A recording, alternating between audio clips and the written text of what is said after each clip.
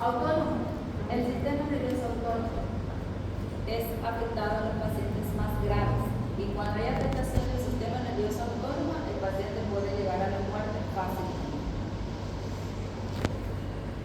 ¿De qué va a depender el curso clínico del tétano? Ya les había dicho, va a depender del grado de inmunidad previa. Si es que el paciente recibió la vacuna antitetánica de forma correcta, entonces puede quedar a un tétano localizado. Si no recibió la vacuna de forma correcta, entonces progresa a tétano generalizado. Va a depender también de la inmunidad, va a depender de la enfermedad de base del paciente, va a depender también de la edad del paciente y va a depender de la cantidad de toxina tétanos-pamina que el paciente haya recibido.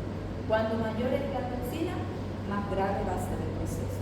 Por eso siempre se recomienda realizar desbridamiento quirúrgico en la zona de introducción del microorganismo para que de esa forma se elimine la mayor cantidad posible de toxina y para que de esa forma la gravedad del proceso también sea más leve. La muerte ocurre por parada cardiorrespiratoria y anteriormente tenía una tasa de muerte de 10 a 20%, algunos libros hablan de 50%. Hoy en día ya es 5%. Esa risa es la risa sardónica, grotesca, burlona. Entonces, el paciente no tiene control sobre el músculo, ya sabemos que hay una parálisis del músculo macetero y por lo tanto queda con un aspecto de risa burlona. Posteriormente, cuando va progresando, ya se convierte en opistotono, que es el arqueamiento. Aquí ya hay una parálisis generalizada. ¿Cuánto tiempo va a quedar en este estado? Depende mucho de la enfermedad de base, de la edad del paciente, así como decía la cantidad de toxina y del grado de inmunidad que haya recibido el paciente. Tétano localizado, lo que ya les mencioné, normalmente se produce en el sitio donde se introduce el microorganismo, empieza como una leve contracción muscular y también como calambres, caimbras. Entonces es el indicio de que se está produciendo un tétano localizado. ¿Puede progresar a generalizado? Sí puede. ¿De qué va a depender? Del grado de inmunización del paciente. Si el paciente ha recibido inmunización de forma correcta, queda en forma localizada. Si no, progresa en forma generalizada. Tétano cefálico. Ese tétano cefálico es una forma rara de tétano, pero normalmente afecta la zona de la cabeza. ¿Cómo puede afectar la zona de la cabeza? Si hubo un proceso traumático en la zona del rostro o en la zona de la cabeza, el microorganismo se introduce por esa zona y como está muy cerca a la parte de la GABA, entonces esa inducción o esa inhibición sería mucho más rápida. Empieza primero como un trismo, que ya sería parálisis del músculo macetero. Puede esto producir un paro neurocerebral o causar muerte cerebral, o esto también puede llegar a progresar en tétano generalizado. Entonces puede llegar a causar la muerte del paciente rápidamente o progresar a un tétano generalizado y ahí produciría el proceso general que habíamos descrito anteriormente. Aquí es mucho más raro, inicia como un trismo, parálisis de los nervios craneales, dificultad para tragar y esto progresa a tétano generalizado. Es más grave porque es localización cerebral. ¿Cuáles son las complicaciones?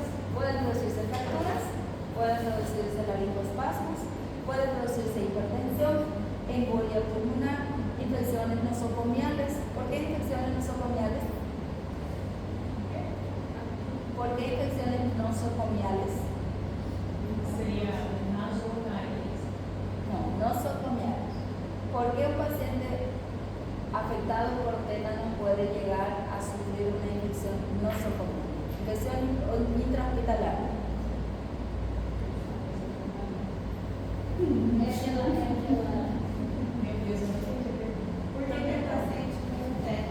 Pode pegar uma infecção no tórax.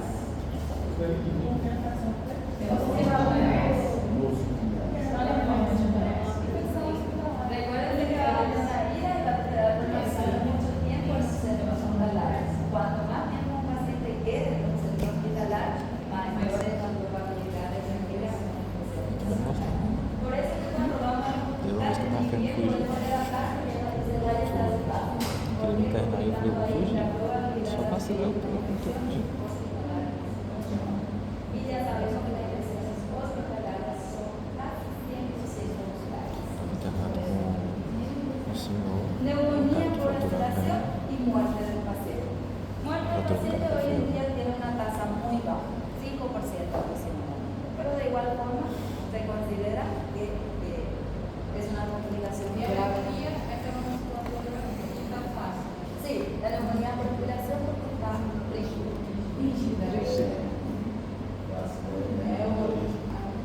La ácida es botulismo, no confunda. Botulismo, tétano y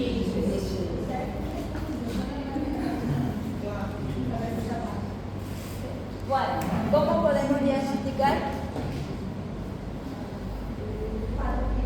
Cuadro clínico. Al igual que el botulismo, rige el cuadro clínico del paciente. A veces la búsqueda de la toxina es dificultosa y por ese motivo el cuadro clínico predomina sobre el diagnóstico laboratorial. Cuando usted tiene un paciente que empieza a presentar una risa sarcástica y una leve contracción o rigidez muscular, entonces ya tienen que desconfiar de tétano. Principalmente si ven un agujero en el pie o en cualquier parte del cuerpo, porque ese puede ser una vía de entrada del microorganismo. Se puede utilizar cultivo, pero tiene que ser del lugar donde se introduce el microorganismo. Entonces la toma de muestra es de la zona que fue infectada por el microorganismo. Si tengo una herida en el pie, entonces tengo que tomar la muestra del pie. Si tengo una herida en la mano, tengo que tomar la muestra de esa zona. Y normalmente eso se confirma después con la búsqueda de la toxina. Pero tiene una efectividad de 30% nada más, que es muy baja. Por ese motivo, se recomienda más bien seguir la clínica del paciente.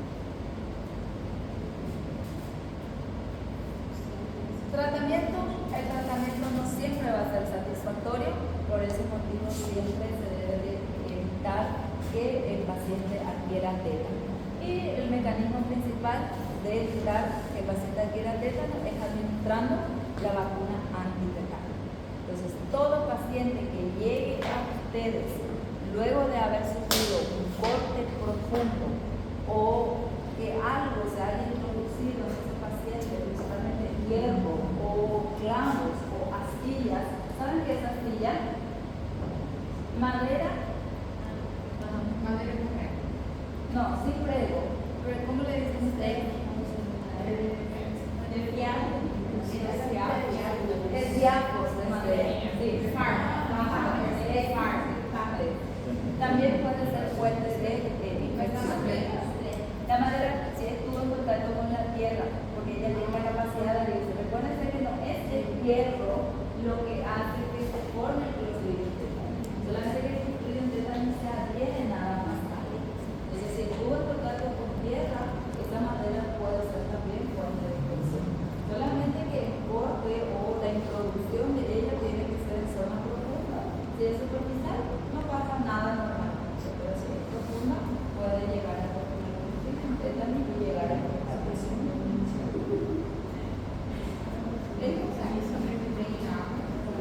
También, consigue sobrevivir el agua.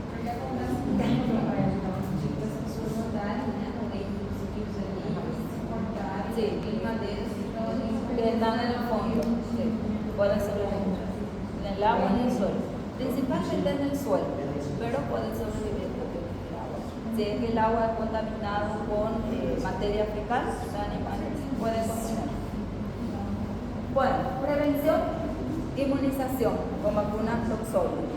Ya sabemos que esa inmunización se realiza a los 2 meses, 4 meses, 12 meses normalmente. caso cada 5 años.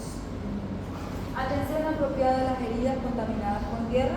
Se debe de realizar desinfección correcta y si el corte es profundo, administrar vacunas antitetánicas según necesidad.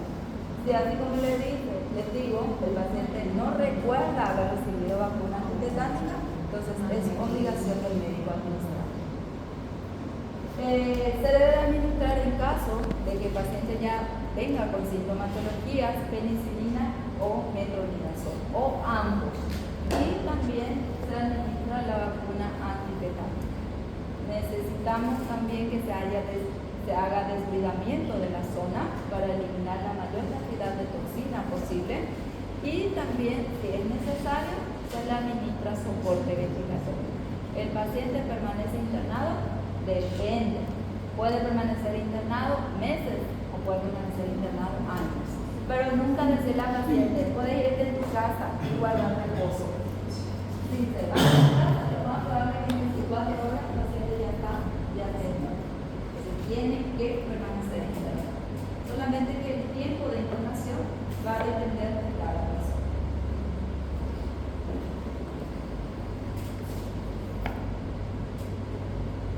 Bueno, esa es la que les decía ya. Inmunización. Primera dosis, fecha de elegir. Segunda dosis, 2 meses después de la primera. Entonces, si se aplica a los 2 meses, a los 4 meses de vuelta. Y 12 meses después de la segunda.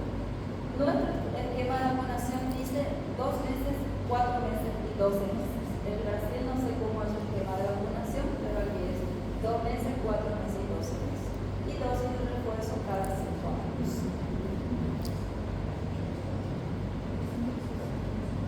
Lo que ya les explicaba también, si el paciente dice que recibió la vacuna antitetánica hace menos de 5 años, es necesario administrar la vacuna antitetánica si hubo un corte profundo. Y si manifiesta que nunca se aplicó o no recuerda haberse aplicado, y si manifiesta que se aplicó hace 6 o 7 años atrás, entonces dependiendo de la necesidad, hay que administrar la vacuna antitetánica en personas que hayan recibido algún trauma o algún corte.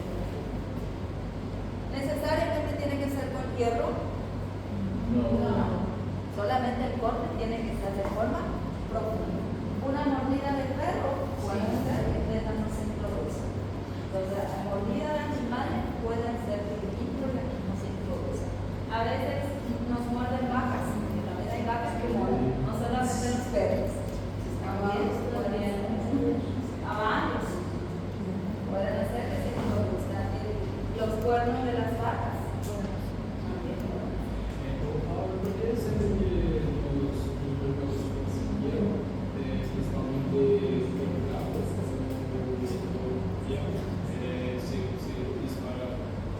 Si es hierro viejo, se considera que estuvo en contacto en algún momento con hierro. No precisamente que el perruche vaya a desarrollar microorganismos, solamente por el tiempo se considera que estuvo en contacto con algún material contaminado con microorganismos. Solamente que es para sobrevivir. Hasta hoy en día, sí, porque casi siempre ellos ya traen contacto con agua, con fuego,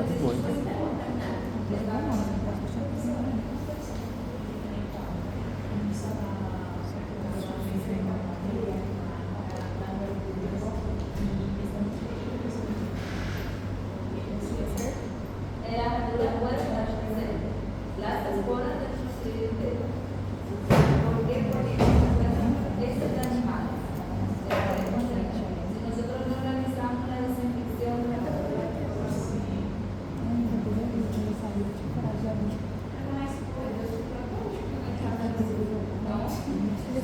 la comisión ayuda a eliminar la verdura.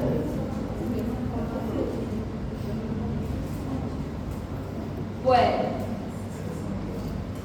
faltan 2 nada más. Si quieren irse temprano. Si no, salimos al tercero y terminamos después. Terminamos. Clostridium difficile. Se llaman difíciles porque es de difícil crecimiento. No crece de forma correcta en medio de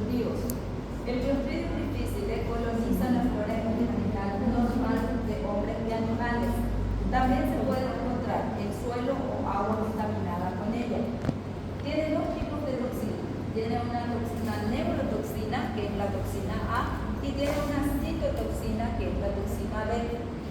¿Qué patologías pueden llegar a causar diarrea acuosa y colitis pseudomembranosa?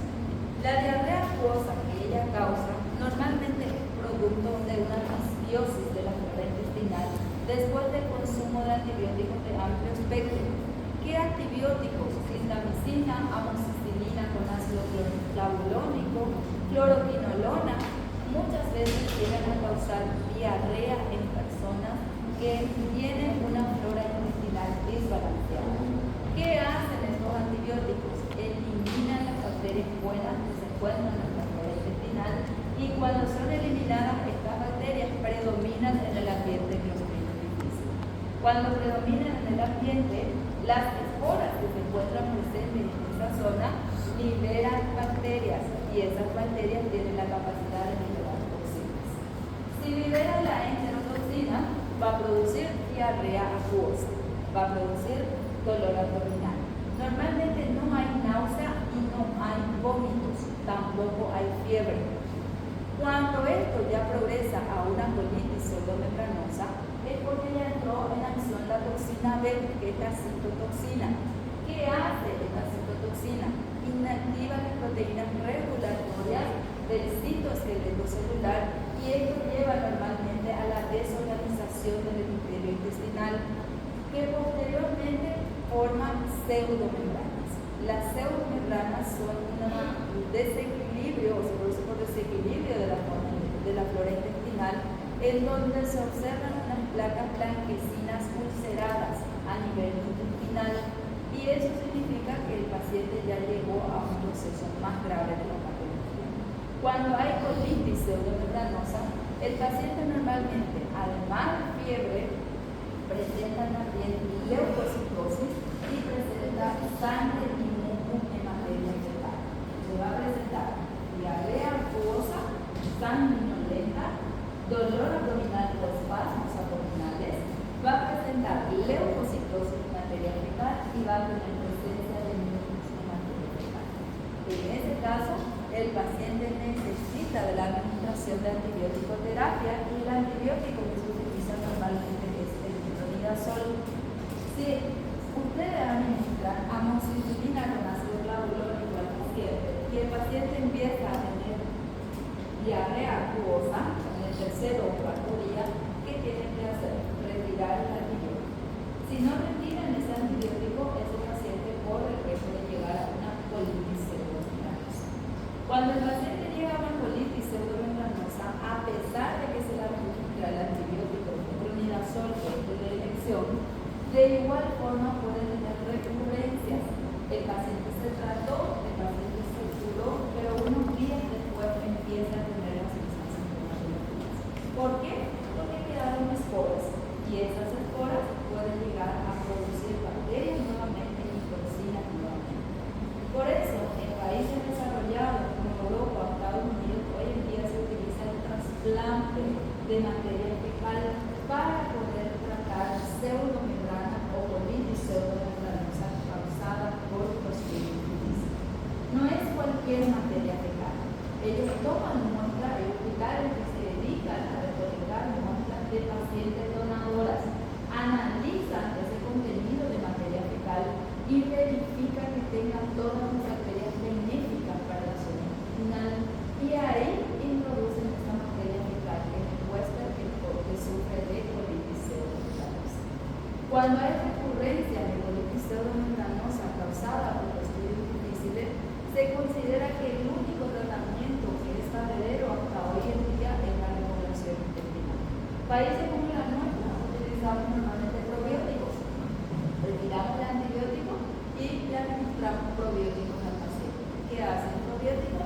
También recuerda esa zona intestinal, pero su acción es mucho más lenta. ¿Por qué? Porque se toma en forma de cápsulas. Sin embargo, de la otra forma es administración directa de las bacterias. La medicación tiene que ser dirección con metronidazol, no puede ser sulfonazol con metronidazol. Se puede utilizar también sulfonazol, pero hay pacientes que de igual forma tienen diarrea con sulfonazol. Entonces, el metronidazol es más tolerable y tiene principio de adicción sobre varios microorganismos.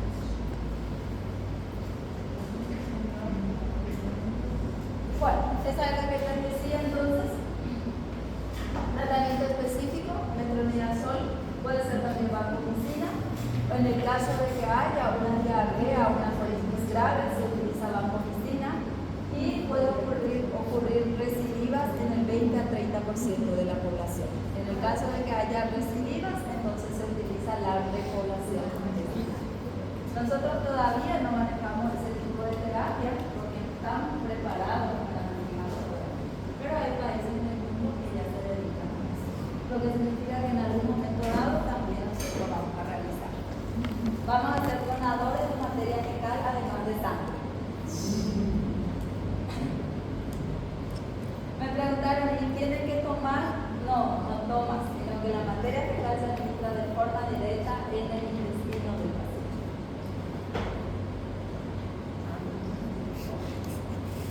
Bueno, entonces, cuando hablamos de difíciles, tenemos que relacionar con dos patologías: diarrea acuosa y colitis pseudomembranosa.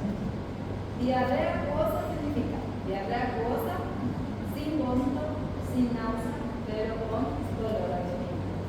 Colitis pseudomembranosa, dolor abdominal, diarrea acuosa con sangre y también leucocitosis y mucus en materia fecal. Ahí también ya hay presencia de fiebre. Esa es una distinción entre una simple diarrea y una colitis pseudomembranosa. Clostridium perfringens, el último microorganismo. También es un bacilo gram positivo y esta bacteria rara vez forma esporas. A diferencia de los anteriores, esta tiene 5 toxinas diferentes. Se puede encontrar en el agua, se puede encontrar en el suelo o se puede encontrar como contaminantes de alimentos y se puede encontrar también en el tracto gastrointestinal tanto de hombres como animales. Las toxinas que ellas tienen normalmente varían de acuerdo a la patología que ellas van a causar. Cuando crecen en agar-sangre y produce hemólisis en agar-sangre. La hemólisis que produce es una hemólisis beta, que es una hemólisis parcial, y sus colonias son de color grisácea y de gran tamaño. Esa es una característica de crecimiento de Clostridium perfringens. ¿Qué tipo de toxinas producen? Primero se dividen en 5 cepas: la A, la B, la C, la D y la E. Y las toxinas que producen son la lecitinasa, que es la toxina alfa, luego tenemos la toxina beta, la toxina epsilon, la toxina iota y la enterotoxina. La fosfolipasa es una toxina que se encarga de destruir membranas celulares. Al destruir membranas celulares tiene la capacidad de destruir o lisar eritrocitos, leucocitos y plaquetas. Y tienen también la capacidad de lisar membranas celulares de la musculatura, lo que significa que la destrucción que ellas van a causar va a ser, además de la muscular, a nivel sanguíneo, de las células sanguíneas. Entonces rompen eritrocitos, leucocitos, plaquetas y también destruyen musculatura.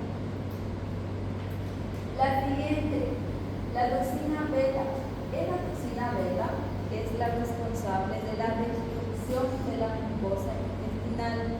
Esta destrucción de la mucosa intestinal es lo que lleva a una necrosis de la zona intestinal y es la que tiene la capacidad de producir enteritis necrótica. Entonces su lugar de acción va a ser a nivel intestinal y se encarga de producir necrosis de la zona intestinal. Toxina epsilon aumenta la permeabilidad vascular del tubo digestivo. Entonces, va a actuar a nivel del tubo digestivo. La toxina iota es la más letal de todas y solamente se encuentran en la cepa C. Esta cepa C, que contiene la toxina iota, puede desarrollar una enteritis necrosante y al desarrollar una enteritis necrosante va a aumentar la permeabilidad vascular. ¿Qué es enteritis necrosante?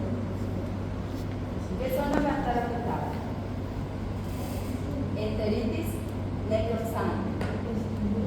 Destrucción de intestino.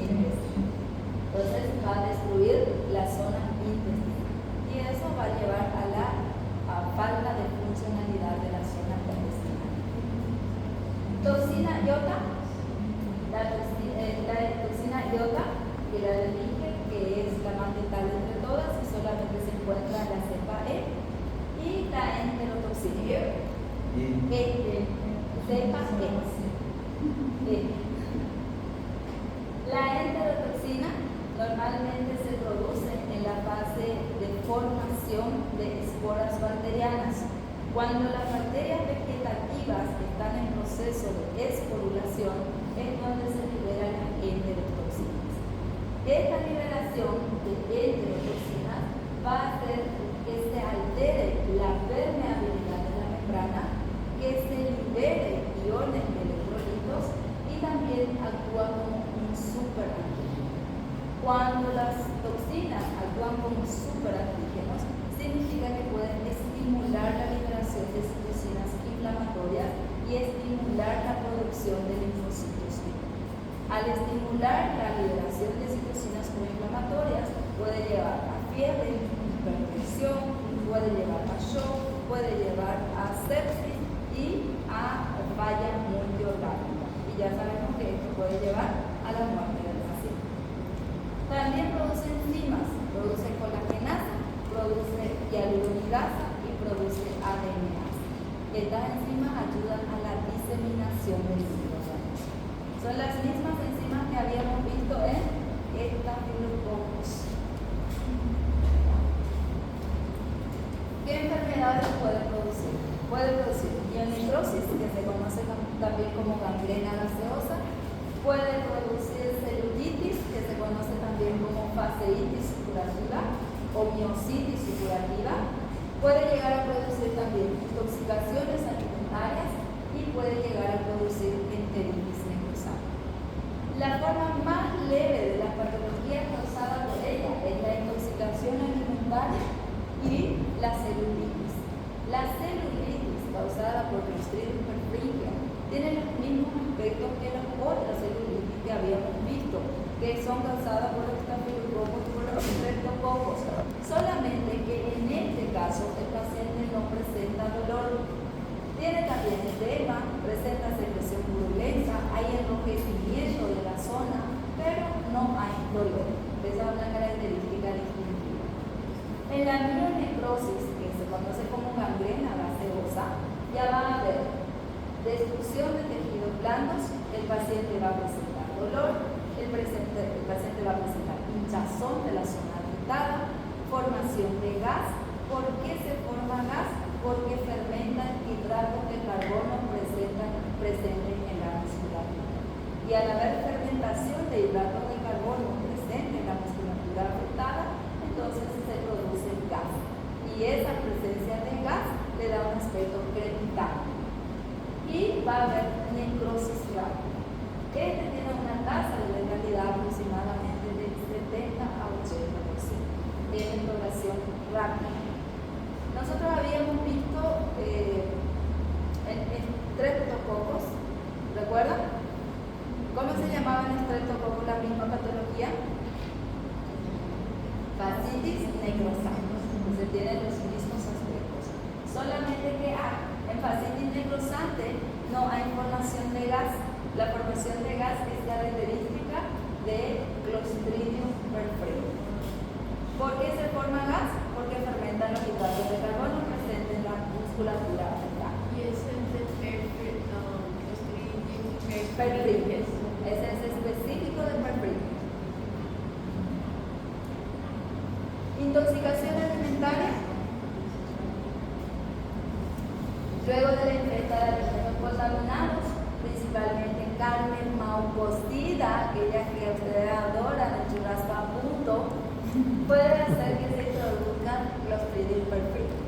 La sintomatología aparece de forma brusca, aparece náusea, dolor abdominal, puede aparecer también diarrea acuosa, normalmente no hay fiebre y normalmente no hay vómito. Esa característica es diarrea acuosa con dolor abdominal, puede haber náuseas, normalmente no hay vómito y no hay fiebre. Enteritis necrosante es la forma más grave. Aquí ya hay una necrosis de la zona intestinal, lo que significa que va a haber destrucción del intestino delgado. Esto va a llevar a dolor abdominal, puede presentarse vómito, puede presentarse diarrea sanguinolenta, se presenta leucocitosis, ulceración del intestino delgado. Cuando hay ulceración del intestino delgado, el contenido intestinal sale a la cavidad peritoneal, lo cual produce peritonitis, y esto puede llevar a shock y muerte del paciente. ¿En qué cepa encontramos? En la cepa C. Entonces, la enteritis es normalmente causada también por una enterotoxina.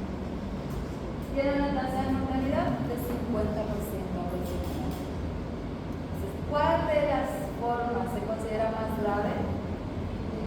¿Cuál de las patologías?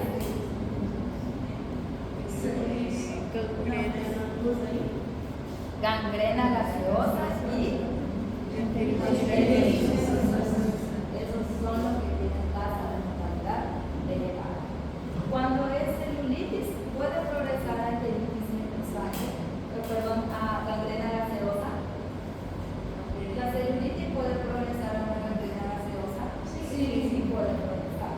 Si no se trata de forma correcta, esa celulitis inicial puede progresar a gangrena gaseosa. Una intoxicación alimentaria podría progresar a una enteritis necrosante. Sí, puede progresar, que no se llega también a tratar. Las formas más leves serían una miositis supurativa, una celulitis y la intoxicación alimentaria. Y las formas más graves, la gangrena gaseosa y la enteritis necrosante. Aquí, celulitis, si ustedes se fijan, tiene las mismas características que la streptococos y estafilococos. Tiene secreción supurativa, la mionecrosis y la miositis supurativa. En estos casos, ¿serviría cultivo? En los tres casos. Eu pediria a amostra do líquido. ¿En qué casos?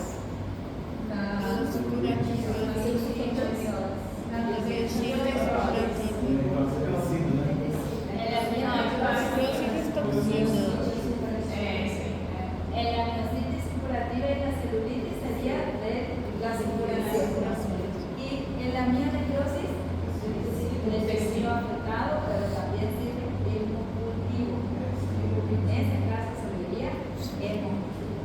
En el caso de la intoxicación alimentaria, pediría cultivo de materia fecal.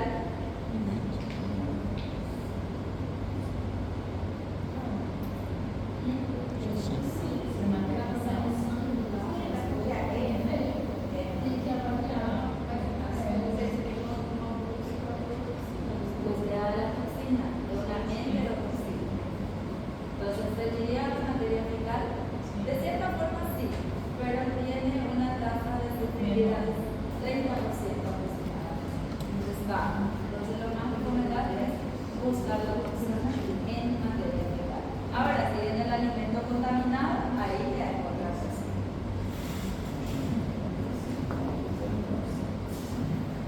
¿Cómo é o nome da enterotoxina? En el caso de intoxicación alimentaria, enterotoxina de Clostridium perfringens. Búsqueda de toxina en materia fecal. Sí. Del Clostridium perfringens. Porque recuerden que cada uno de ellos tiene una toxina diferente. Sí. Bueno, esta es una imagen de una celulitis que progresó a gangrena gaseosa. Entonces, las celulitis que no sean correctamente tratadas pueden progresar a gangrena gaseosa. Diagnóstico. Tinción de Gram sirve como método de diagnóstico. Para ustedes médicos, ¿van a solicitar tinción de Gram para diagnosticar? No. Es indicativo para nosotros que analizamos en el laboratorio, pero no es de utilidad para el médico. Para ustedes va a ser cultivo o, en todo caso, búsqueda de toxinas. Tratamiento en gangrena gaseosa se tiene que hacer desligamiento quirúrgico, eliminar toda la musculatura afectada. Si hay hueso afectado, también se tiene que eliminar el hueso afectado. Se puede utilizar antibióticos como penicilina en combinación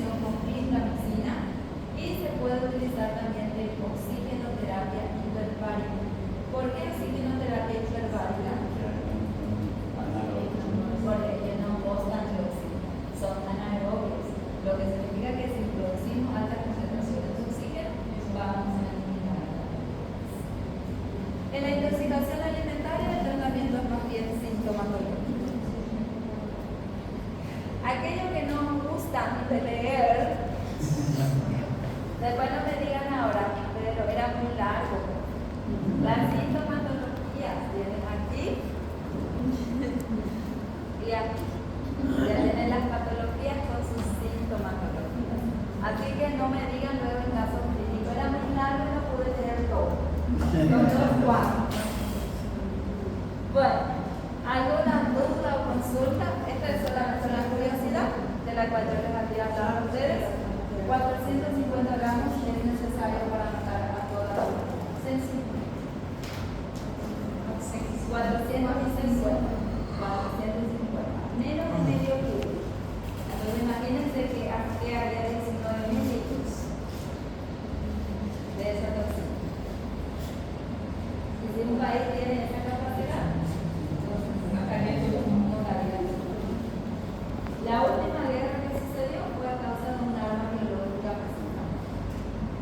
La guerra entre Israel y Irak fue por arma biológica. Bueno, ¿alguna consulta que quieran hacerla?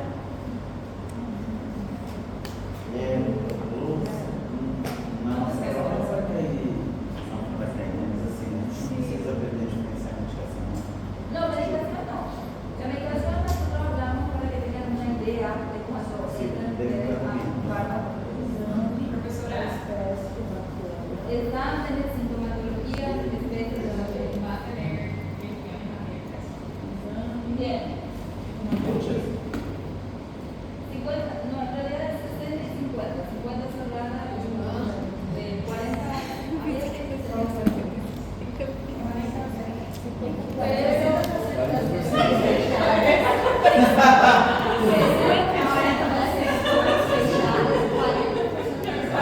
12 fechadas e 8 abertas.